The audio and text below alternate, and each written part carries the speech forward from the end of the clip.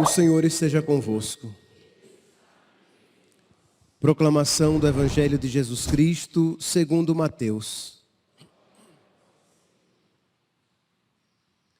Naquele tempo, Jesus voltou a falar em parábolas aos sumos sacerdotes e aos anciãos do povo, dizendo: o reino dos céus é como a história do rei que preparou a festa de casamento do seu filho e mandou os seus empregados para chamar os convidados para a festa, mas estes não quiseram vir.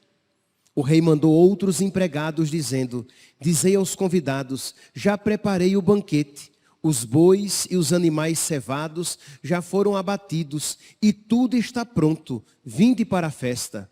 Mas os convidados não deram a menor atenção. Um foi para o seu campo, outro para os seus negócios, outros agarraram os empregados, bateram neles e os mataram. O rei ficou indignado e mandou suas tropas para matar aqueles assassinos e incendiar a cidade deles. Em seguida, o rei disse aos empregados: a festa de casamento está pronta, mas os convidados não foram dignos dela. Portanto, ide até as encruzilhadas dos caminhos e convidai para a festa todos os que encontrardes. Então os empregados saíram pelos caminhos e reuniram todos os que encontraram, maus e bons. E a sala da festa ficou cheia de convidados. Quando o rei entrou para ver os convidados, observou ali um homem que não estava usando traje de festa e perguntou-lhe: amigo, como entraste aqui sem o traje de festa? Mas o homem nada respondeu. Então o rei disse aos que serviam: amarrai os pés e as mãos desse homem e jogai-o fora na escuridão. Ali haverá choro e ranger de dentes, porque muitos são chamados e poucos são escolhidos. Palavra da salvação.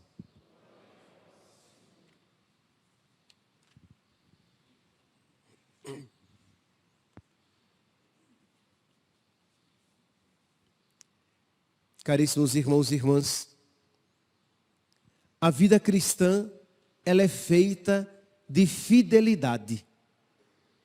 E eu gostaria então de, tomando a primeira leitura de hoje, discorrer sobre este tema. A vida cristã, ela é feita de fidelidade e as promessas, os votos, aquilo em que nós empenhamos, os nossos compromissos são expressão, devem ser expressão dessa nossa fidelidade a Deus. E Jefté, com a sua promessa aqui apresentada, ele é um exemplo para todos nós. Não um exemplo no sentido de que a sua promessa materialmente deva ser imitada, mas a essência, o coração, a alma de Jefté. Isto é, ele que promete a Deus algo e que vai cumprir. O contexto aqui, nós vimos, é o que?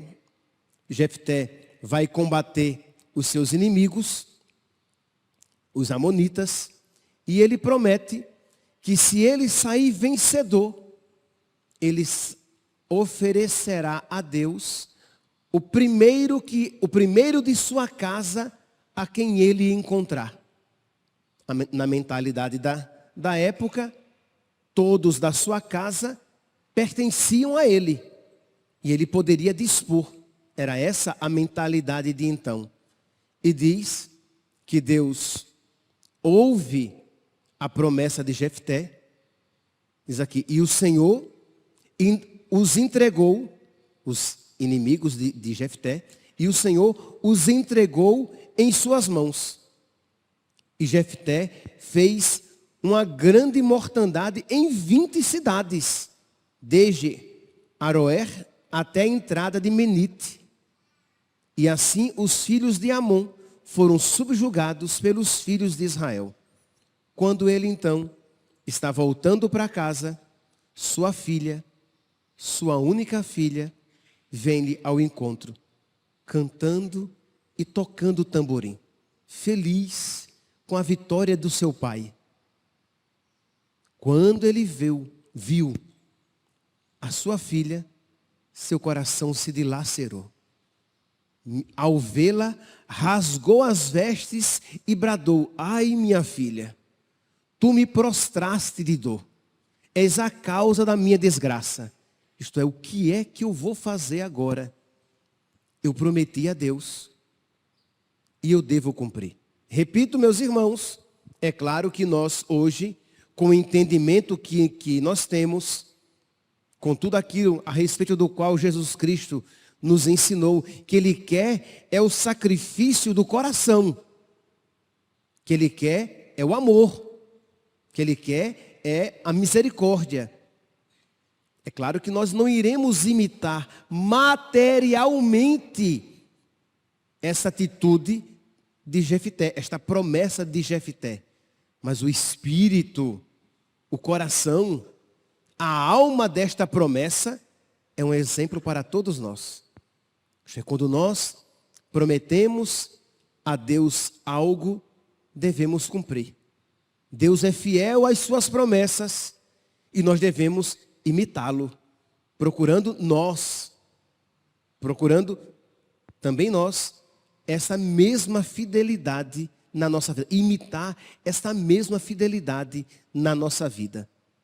Toda promessa, meus irmãos, deve ser sempre uma expressão da nossa fé e do nosso amor. Isto é, nós queremos que a nossa vida, de alguma maneira, ela represente, ela expresse, ela seja uma resposta desse amor de Deus. Deus é fiel na minha vida, Deus me concede tantas graças, então eu quero que a minha vida seja uma resposta. Então eu lhe prometo algo, eu lhe ofereço algo. Nós estamos na quaresma de São Miguel e você então, não com espírito de barganha, de troca, de comércio, não é isso. É tanto que nós normalmente começamos a cumprir antes mesmo de receber. Então nós fazemos os nossos propósitos durante a quaresma de São Miguel, repito, não com espírito de barganha, de comércio. Olha, Senhor, eu estou te pedindo isso, então eu te dou isso. Não é esse o espírito. Mas porque nós sabemos que ou iremos receber o que estamos pedindo, ou iremos receber algo muito melhor.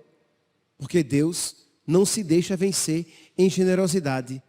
E aí nós cumprimos, nós oferecemos um ato para que haja uma correspondência de amor. Para que haja não vou usar aqui a mesma palavra, mas com outro sentido. Para que haja um comércio de amor, uma troca de amor. Porque amor, com amor se paga. Mas percebe que não é uma lógica de alguém que não confia em Deus, que não confia no seu amor, que não confia na sua bondade e por isso quer comprar Deus com algo que lhe oferece. Não. Mas é uma atitude cheia de amor e cheia de gratidão. O Senhor é muito bom para comigo. Eu quero, Senhor, te oferecer algo também. Não é justo que eu não te ame de volta. No catecismo, vocês podem pegar depois, no número 2101, diz, que fala aqui sobre os votos e promessas. Eu estou aqui me atendo às promessas que nós fazemos por ocasião da quaresma de São Miguel, mas, por exemplo, o matrimônio é uma promessa. Você promete a Deus amar e respeitar, na alegria e na tristeza, na saúde e na doença, todos os dias da sua vida. Os votos religiosos, quando um rapaz ou uma moça entram numa vida na vida religiosa e fazem os seus votos, é a Deus que eles estão prometendo. Um rapaz, quando é ordenado sacerdote, isto aí, ele faz uma promessa a Deus para ofertar, para oferecer a sua vida, para viver em função da glória de Deus de uma maneira especialíssima. Porque, é claro, todos nós, desde o nosso batismo, somos chamados a viver para a glória de Deus. Então, em tudo isso compreendem, estão compreendidos votos, promessas. Mas eu gostaria de me ater a estes votos, essas promessas que nós fazemos depois do nosso batismo, depois mesmo do casamento. Me refiro aqui a este período, porque daqui a pouco eu vou tocar num ponto que é este que eu quero salientar. Então, estes votos espontâneos. Diz aqui o Catecismo no número 2101. Diz que por devoção pessoal, o cristão pode também prometer a Deus este ou aquele ato, oração, esmola, peregrinação, por devoção, por amor a Deus. A fidelidade às promessas feitas a Deus é uma manifestação do respeito divino à majestade divina, do respeito devido à majestade divina e do amor para com Deus, que é fiel. Então nós precisamos, eu não estou prometendo algo a um qualquer, eu estou prometendo algo a Deus. Então eu preciso respeitar a majestade divina, eu preciso cumprir os meus votos e promessas. O voto, isto é, a promessa deliberada e livre de um bem possível e melhor feita a Deus, deve ser cumprido a título da virtude da religião, por fidelidade a Deus, como obrigação da minha ligação com Deus, da minha religião. O voto é um ato de devoção no qual o cristão se consagra a Deus ou lhe promete uma obra boa. O homem dá a Deus o que lhe prometeu e consagrou. Então, vocês podem depois pegar os números 2101 a 2103 e ler esses pontos aqui sobre as promessas. Por que eu estou falando isso agora, principalmente fazendo menção a Quaresma de São Miguel? Porque não são poucas as pessoas que fazem promessas a Deus durante a Quaresma de São Miguel, durante o Advento. Eu prometo que durante o tempo da Quaresma de São Miguel, por exemplo, eu vou ficar sem tomar café. Eu vou oferecer essa pequena promessa, esse pequeno sacrifício a Deus. Ora, se isso é uma promessa feita a Deus, isso precisa ser cumprido, senão constituirá pecado. Então aquilo que o tempo da Quaresma de São Miguel, por exemplo, que deveria ser um tempo para você crescer em Deus, faz com que você regrida. Por quê? Porque você começa a fazer promessas que não cumpre. Aí no meio da Quaresma você já se esqueceu, você já abandonou as suas promessas e as descumpre, e as relega, e as abandona. Entende? Então você precisa ter essa consciência. É diferente quando você faz apenas um propósito. Isto é, você diz assim: durante a Quaresma de São Miguel eu não vou tomar café. É diferente do que, meu Deus, durante a Quaresma de São Miguel, eu te prometo, eu não vou tomar café. São duas coisas diferentes. Quando descumpridas, as duas são más. Inclusive o propósito, porque isso vai amolecendo a sua vontade. Isso vai tornando você frouxo. Isso vai fazendo com que nem você mesmo confie mais nas suas palavras. Mas foi um propósito que você fez com você mesmo. O primeiro, durante a Quaresma de São Miguel eu não vou tomar café. Mas se você disse: Senhor, durante a quaresma de São Miguel, eu te ofereço essa penitência. Foi uma promessa que você fez a Deus. Então você precisa cumprir. Você precisa se esforçar. E é neste sentido que Jefté é uma imagem, é um exemplo luminoso para nós. Ele ofereceu a própria filha, a única filha, e com o coração rasgado de dor, ele a ofereceu. Ele cumpriu a promessa feita a Deus. Salmo 115, 116, versículo 14. Cumprirei os meus votos ao Senhor na presença do seu povo reunido. Eu cumprirei.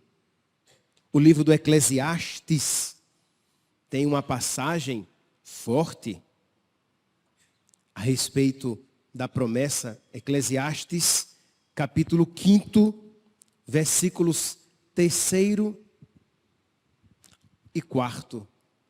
Diz assim: quando fizeres uma promessa a Deus, realiza sem demora. Quando fizeres uma promessa a Deus, eu prometo que eu vou todos os dias de manhã rezar a quaresma de São Miguel. Se você prometeu, você cumpra. Senão, não prometa.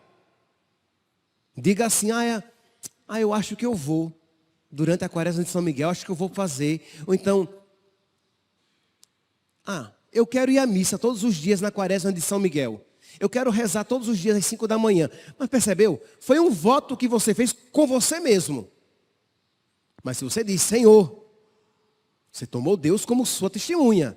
Senhor, eu irei todos os dias às 5:30 da manhã rezar a quaresma de São Miguel. É uma promessa. Então é algo que você está tomando Deus como testemunha. Imagine, é algo tão sério que uma promessa feita, só o bispo ou o seu pároco podem dispensar você daquela promessa. É algo firme, não é uma brincadeira. Continua aqui então. Eclesiastes, capítulo 5, versículo 3. Quando fizeres um voto a Deus, realiza-o sem demora, porque Deus não gosta dos insensatos. Isto é, não é agradável a Deus aqueles que fazem promessas e não cumprem, que são insensatos. Eles são detestáveis a Deus. É a palavra que está aqui. Muito mais forte do que Deus não gosta.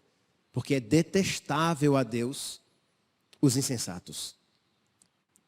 Mais vale, versículo 4, mais vale não fazer o voto que prometer e não cumprir. É melhor não prometer. Não queira bancar religioso. Não queira pousar de piedoso e fazer promessas e não cumprir. Não faça. Porque é pior você fazer e não cumprir. Percebe aqui, meus irmãos, essa palavra forte que nos adverte.